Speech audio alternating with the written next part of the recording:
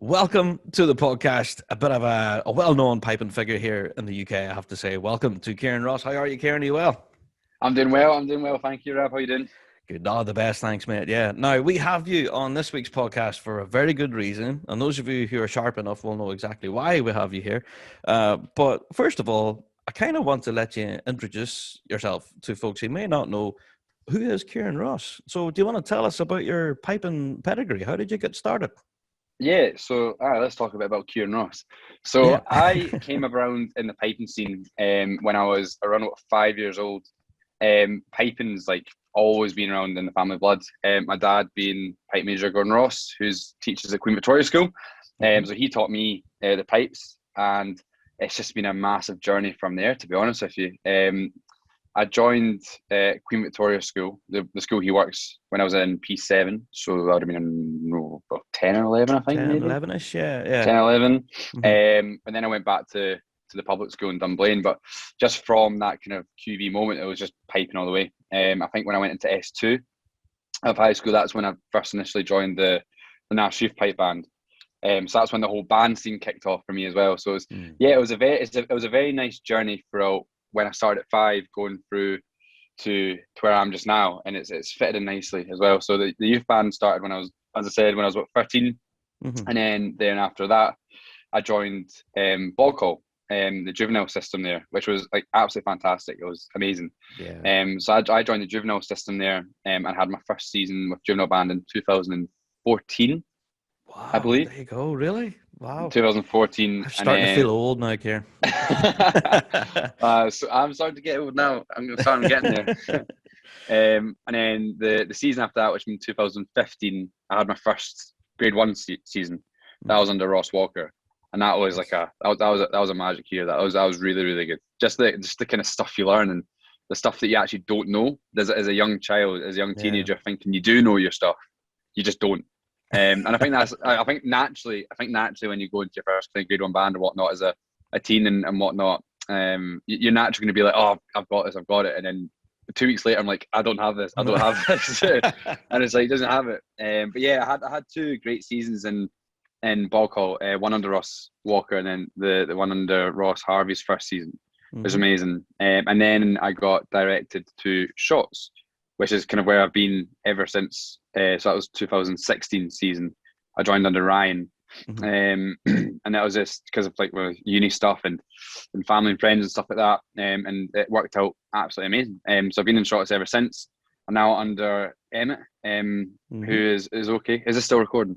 Yeah. No, I'm joking. Emmett's amazing. We have to be careful what we say about Emmett now. No, we cannot. Nah, Emmett watches to be like, Emmett's some boy. So yeah, I'm under Emmett Conway just now in Shots. And that's been an absolute journey in itself. He's given me a lot of opportunities to showcase some tuning stuff, some my own music, which we'll get onto, and that's kind of a big part of the story where cross music came around. Really was playing around with tunes and arranging tunes, and then kind of joining the conservatoire as well, which is another massive part. I joined the Royal Conservatoire of Scotland, and when I left school. My dates are actually very on point just now. I'm not good at remembering stuff. So in 2017, I joined the Conservatoire. No, 2016 or 17. Something like that. Something around one of them years. And there was a lot of competition involved in the course, and a lot of piping. So when I was kind of, during the week, if I was maybe a student and a wee bit hungover, I'd write a tune, or if something funny happened, I'd write a tune and I'd name it after it, because to me, I was like, that's memories. And I've always grown up saying that, the quote I like is that you can get your money back, but you won't get time back. So it's all about making my memories, and, I'd always kind of forget that. So it's, started writing tunes and calling them funny names. And like a tune, for example, like Ian's Jelly Bean, one of my favorite tunes that I've wrote. That was a good cracking title there. Yeah. Is there a story with that? Ian's Jelly Bean? Yeah, so it's Ian Crawford, who now plays with FM. He was my flatmate in first year, and if Ian was watching this, he used to love making chili con carnes and putting them in wraps and eating them. So one night he made this massive chili con carne, and of course chili con carnes have like the beans and stuff in them. Yeah. And of course he was eating his chili con carne. I was being unhealthy, eating my jelly beans. So when he wasn't watching, he was looking at the TV. I just get the clear jelly beans and start throwing them in his dinner. No. Yeah, so that he didn't realize. So he was just eating the whole thing. Like I think he got through the whole meal. I was like, mate, there's like a good 7 or 8 jelly beans in that meal you just ate. So Ian's jelly bean came across from that one. So That's it's genius.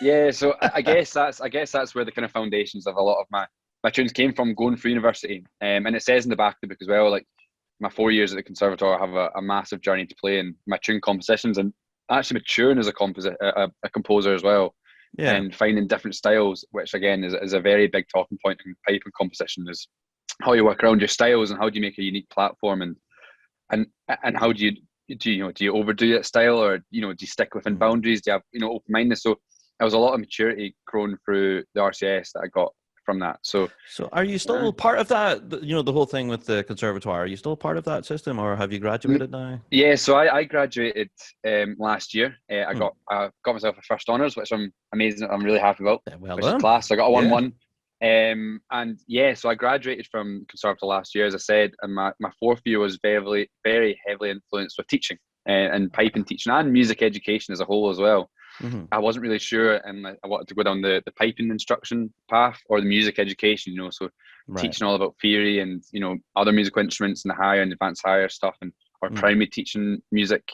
I wasn't too sure, but a few weeks into the music education side, really kind of, I was like, no, I'm going to stick to piping, There you go. because Yeah.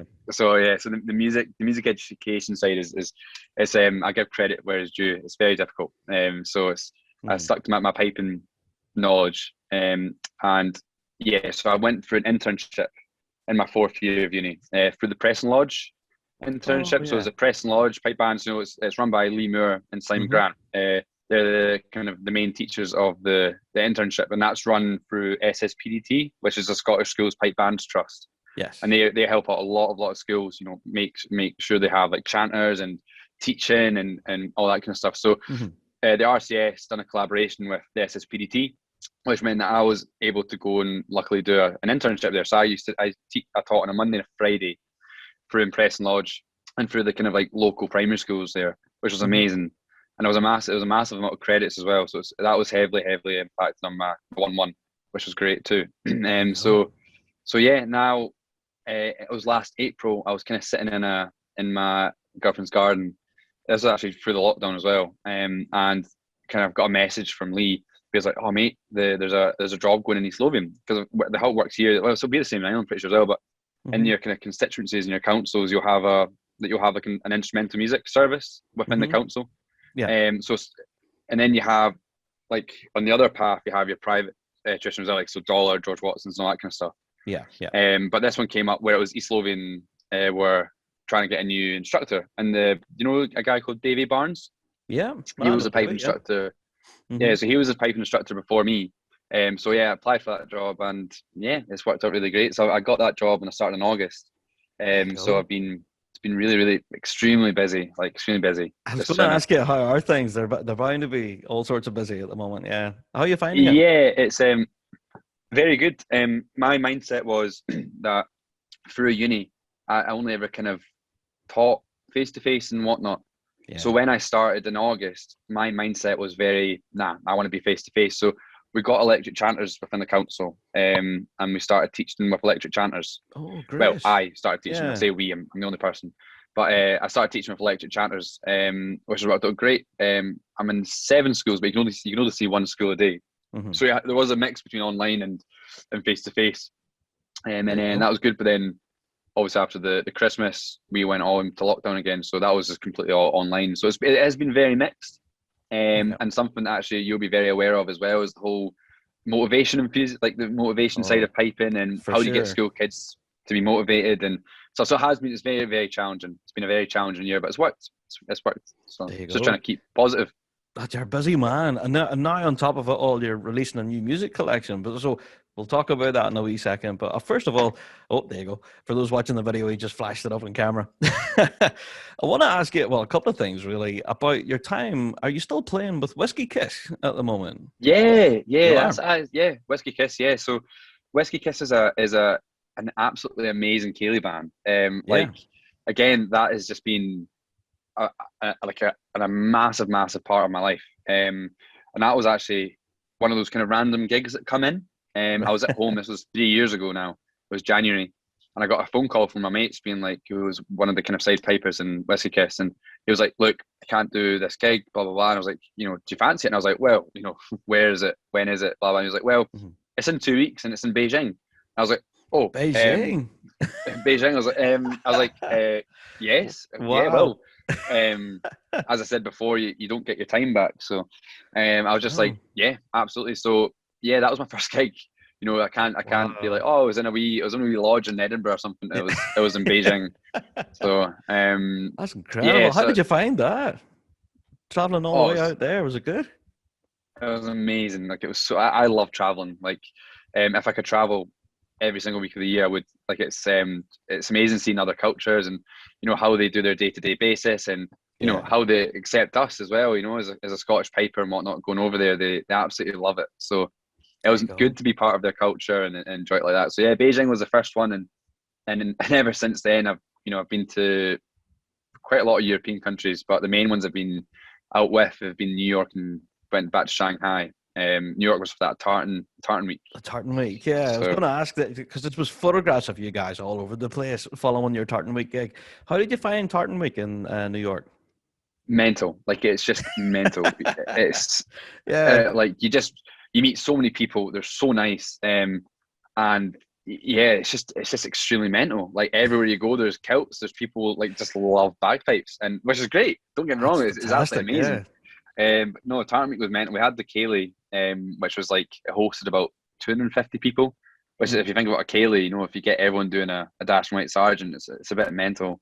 That's it. So Yep. You're talking at least 20, 40 parts maybe to get the dance yeah, done. yeah, yeah, Yeah. exactly. So we done that, and then we were fortunate enough to do a gig in the Sony Hall, which is just Oh. off of the Times Square, and that was with Drums and Roses were there, and they Hmm. made it. They were amazing.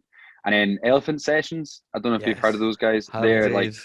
They're Yeah. amazing, and their type of music is really quite modern, quite bassy, It quite is. technical at some parts. So of course you think the Sony Center, the most craziest of gear ever. So when they started playing their music, I was just like, wow, this is cool. So yeah, Tartan Week was amazing. I should say actually before it as well, it's quite funny. And this is again, I've just been very lucky and stuff. Before Tartan Week, New York was the New Zealand Nationals. Oh, So yeah, that's I was right. Yeah. I was very fortunate to go over there and play with New Zealand Police. And it Oh, worked out a wow. wee bit. It worked out a wee bit too well. So I was there for 2 weeks with New Zealand Police. For example, I arrived back on Friday at Hmm. I think it was 10 o'clock at night, and then I went to New York at 4 o'clock in the morning on the Saturday. So it was a bit mental. Oh, It was going from one extreme to the other ouch. extreme in terms of time zones. Yeah, it was a bit fried, Yeah. but Time traveling there, big time, man. Yeah. I know, I know. I don't think I think it was that big of a time gap. I don't think I don't think I think I'm still jet lagged, to be honest No. with you. But So no, that's it. You've been traveling internationally, really, both with your piping and your whistle playing and everything. So will we hear more from Whiskey Kiss in the near future? Do you know if you guys have any plans for gigs and new yeah, releases? I think well, Ian who he's kind of one who runs Whiskey Kiss, and he messaged me the other day. They were just like, Kieran, I haven't done this in a while, but we've got our first gig, and I was like, whoa. So I think we've got our first gig in June, which is cool. Oh, Bear in mind, it's nice. only 15 minutes, but it's for like a wee TV kind of, I think, documentary, Visit Scotland documentary, which is cool. Brilliant. So Yeah. that'll be the first gig, but yeah, I think it'll just be like the wedding scene will be crazy when it's all back allowed, because in terms of when I've been maybe gigging once every, like, one gig every 4 or 5 weeks, it's Yeah. been mental like that. That's all stopped. So I think everyone have been, except from like one or two, but they've all moved and postponed their weddings. So when the wedding scene Yeah. does come back on, it's going to be a busy time, which is amazing for all musicians and That's self-employed it. musicians who do work in the wedding industry. So Well, that's it. Now it's been so quiet. We are waiting for the boom to happen. Yeah. So good luck exactly, with that, Kieran. Yeah, I think you're going to be that'll good. be good. Yeah. Yeah, I hope so.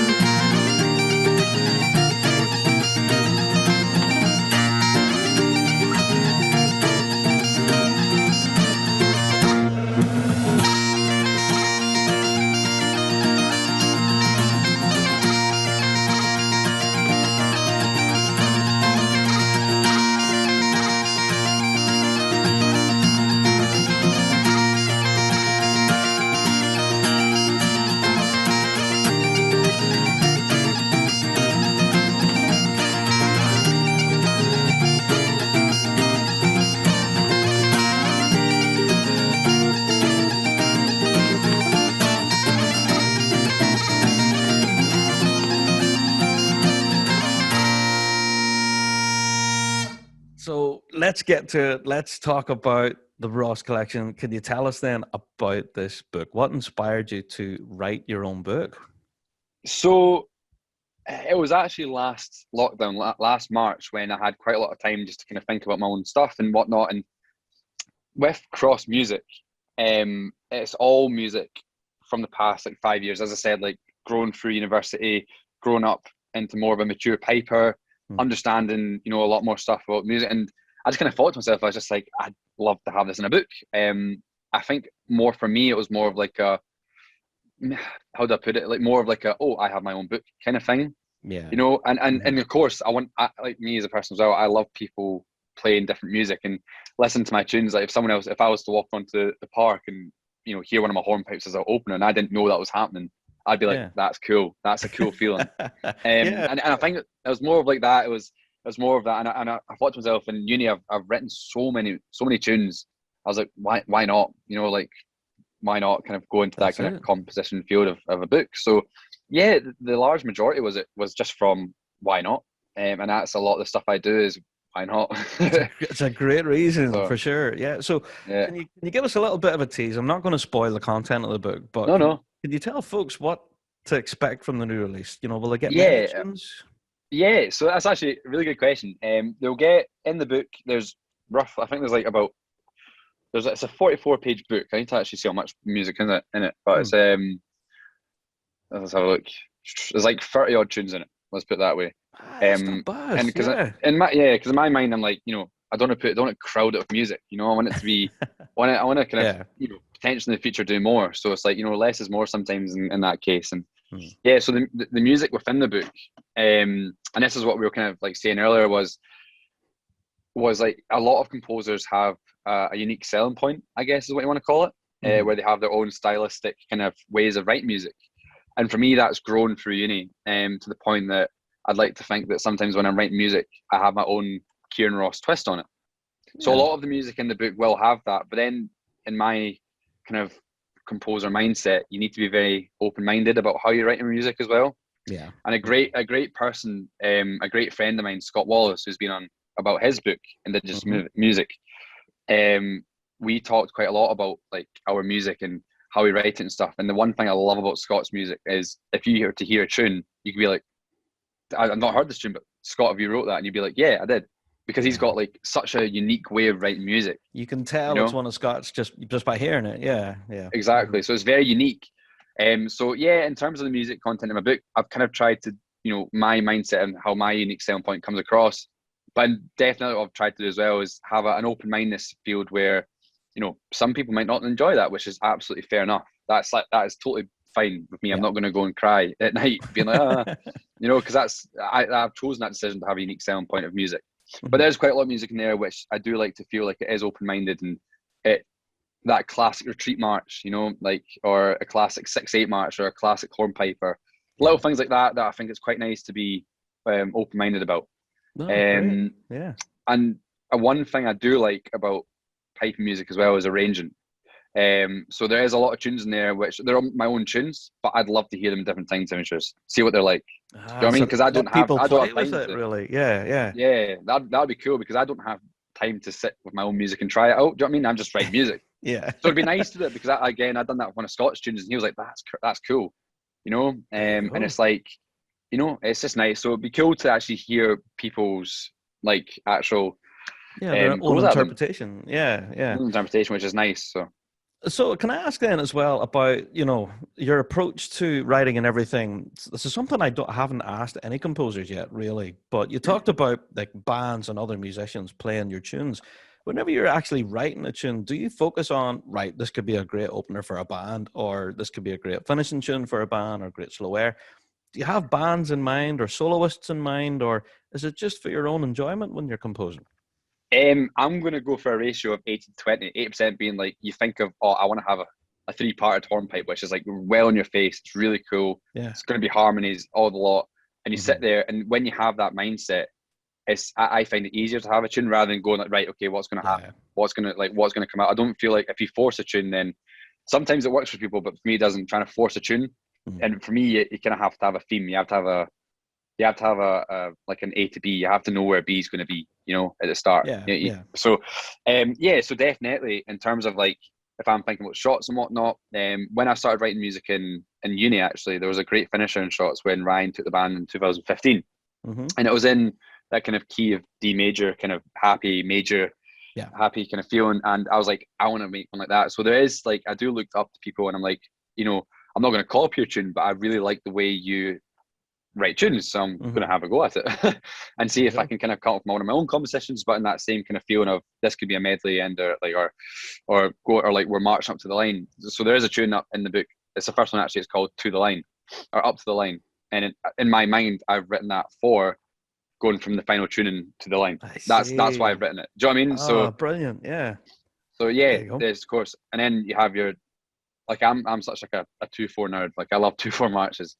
So a lot of my 2/4 marches come from that. I can imagine me playing it on the board to my complete unique selling point, like trying to change the wee things and wee phrases that are cool and notes that wouldn't really be in that range and stuff. So yeah.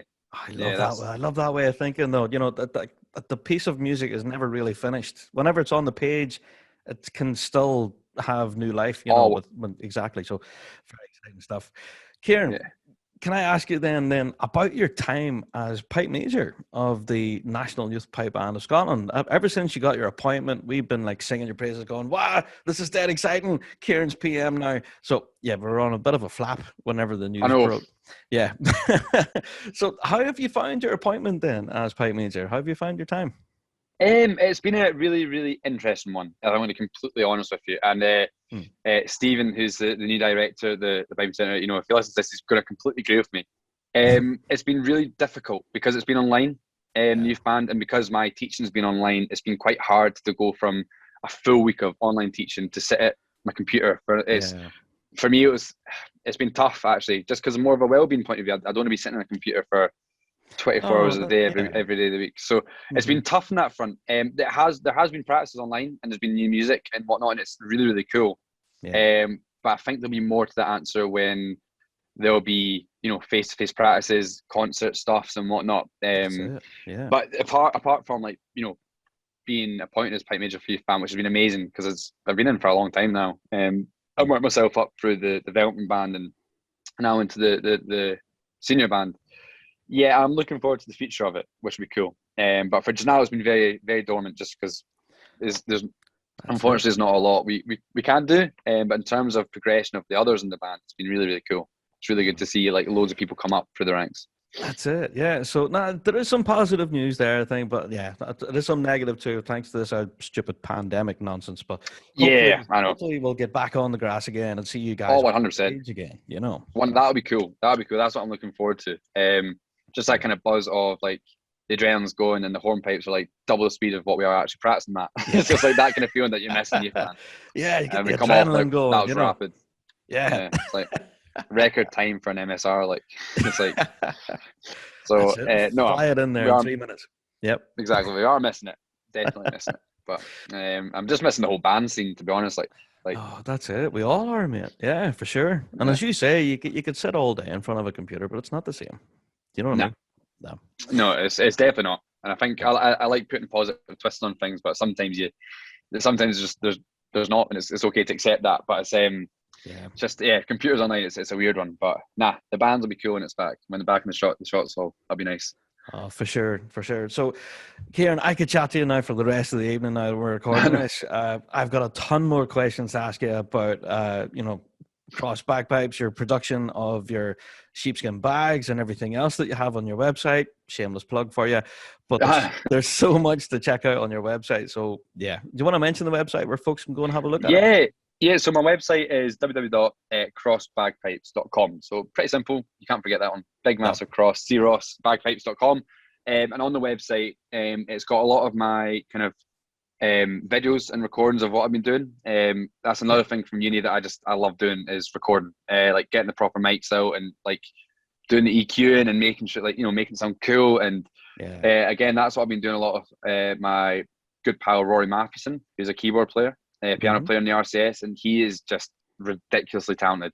Like, it's a very healthy jealous kind of feeling, but he's amazing. Like, he's so cool. So again, they're on my website and my Facebook page. That's just Ciaren Ross music. But there's a lot of videos of Rory's playing with my music. So check that out because it's just amazing playing. It's so cool. It is for sure. You can't beat I've it. had an hour or two like just sitting listening to all that stuff, Ken. So honestly, it's been brilliant. So yeah, I wanted cool. you to tell folks about that.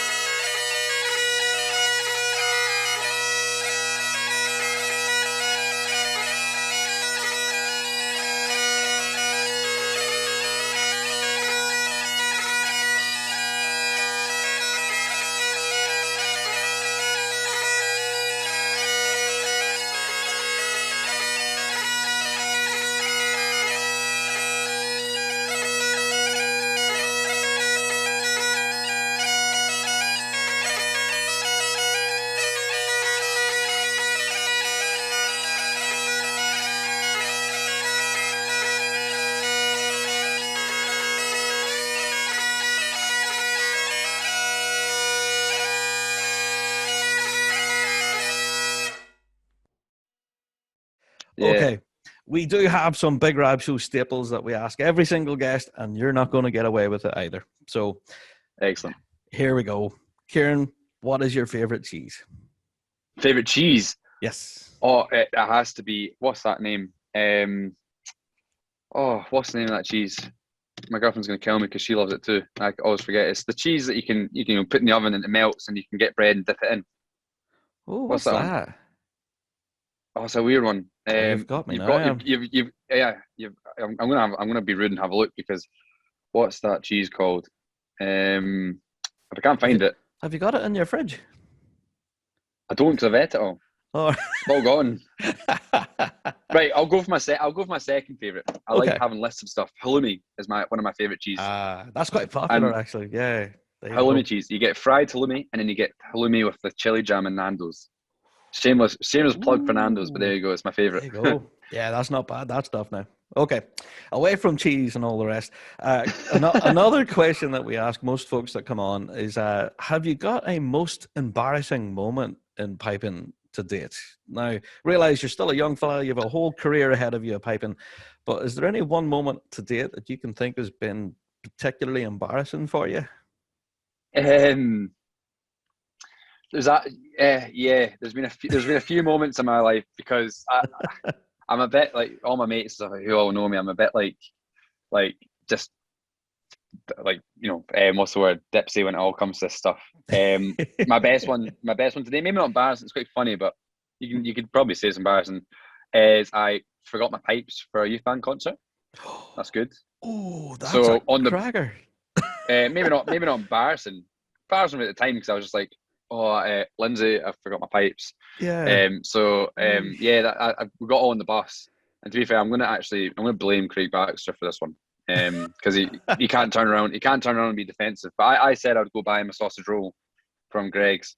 And I was like, can you put all my pipes in the bus and stuff? But he just left it on the side of the road. And so it's Craig's fault then. It's Craig's fault. So I'm gonna blame Craig on that one. There you go, Baxter. There's that one. You've been outed. There's that one where I left my pipes, forgot them for a competition. Embarrassing though. I can't really. Oh, actually, no. There is a very embarrassing one. I used to do the trips away to like Norway and stuff with the Celtica, and this was when Craig Noble was running the band. So yeah, I wasn't too happy with him for this one. But I didn't really have a choice, but he told me I was going to do the dancing, the piping for the dancing. Right, so you have your show, the Celtica shows, and you have like the solo dance and stuff where you have the piper and they'll do the Highland Fling and all that kind of stuff. And have you ever performed and you've just completely hit like a big mind blank. Like, you know, the Or biggest wall. yeah, you Yeah. forget who But you are, where you are, why you're yeah, there. you run into the wall, you get past the wall, and you just run into another wall. Like, it's just an endless feed of wall running into. So it Oh was that when no. I was piping it was the sword dance. I was piping that, and I Hmm. completely forgot about. I just completely forgot about all Oh of it. So no. there's a video on YouTube of me completely making up the music. Like, when I say completely making it up, like Yeah, on completely the making it spot. up Yeah, on the spot, completely improvising. making it up, improvising, completely making it up. So there's that. That was pretty embarrassing. I came off, and all the guys were like, "That was great," and I was like, "No, it wasn't." So Oh, that's fantastic. Well, Kieran, I'm not going to keep you any longer, man. But honestly, I could chat to you, for the next fortnight. Hopefully, we'll have that'd you be back great. on a future show, mate. Yeah. Yeah, Uh, that'd be class. A good so, one will be Emmett and I. That'd be a fun one. oh, that'll be good crack, actually. Yeah. So there we go. Right, I have to let you have one final plug before I let you go. Then, so this book is actually available for pre-order right now. Isn't that right? Yeah, so the book. I'm gonna actually show you it here as well. The book Cross Music. Hey, there it is. There's that one there. Just think a big orange book. You cannot miss it at all. No. Yeah, so it's available for pre-order right now on my website at Hmm. www.crossbagpipes.com. And the release date, completely being honest, is TBC for a little reason I cannot disclose yet. Maybe Ooh. potential launches. Let's put it that way. There might be a potential big launch of music with an event and Ooh. stuff. Love this. So I'll that's keep on. fingers crossed. Yeah, we'll So have if some. that Yeah. happens, that'll be the date of release, proper release. But as I said just now, it's all pre-orders available right now, which is amazing. Hmm. And yeah, over the next few weeks, there's gonna be a lot of content, which will be cool. Of Ah, the brilliant. book, of the music, and what's to be up and coming with it. I can't wait, Kieran. So that's very exciting stuff, man. Thank you so much for taking time to chat to us on No, the thank podcast, you, man. Honestly, it's been great chatting to you. And thank you very yeah, much. we'll hopefully have you back on a future show, man. Yeah, I think Yeah, that, class. that sounds like a cracking idea with yourself and Emmett, and that we'll get a bit of crack on. I think that sounds like a plan. Yeah, It'll be he says this and I'll say that. yeah. I'll just wind him up. Well, hey, he's good for it too, isn't he? Emmett, Yeah. if you're listening, mate, yeah, you're coming on a future show whether you like it or not. Kieran, thanks so much, mate, and good luck with the new release. And I have to say to folks, this is volume 1, so we will be getting more, I hope. Yeah, we're hoping. Hopefully, yeah. Yeah, so Yeah. more to come. Different volume one, different numbers, different colours, different music. There you Yeah. go. Can't beat it. Exciting stuff.